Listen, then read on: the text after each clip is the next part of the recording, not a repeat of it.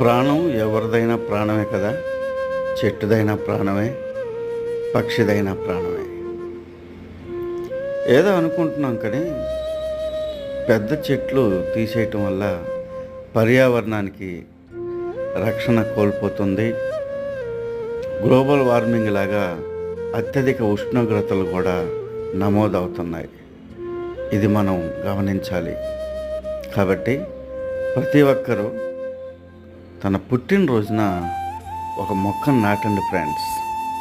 పర్యావరణాన్ని కాపాడదాం, మొక్కల్ని పెంచుదాం, పక్షి జాతుల్ని కాపాడదాం. జై కిసాన్, జై జై కిసాన్.